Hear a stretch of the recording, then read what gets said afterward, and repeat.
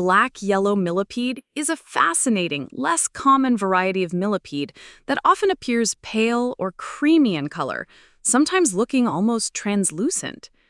Like other millipedes, it plays an important role in nature by breaking down decaying plant matter and enriching the soil with nutrients. Its many tiny legs help it move slowly and smoothly across the ground, while its pale color makes it stand out compared to the more familiar dark or red millipedes.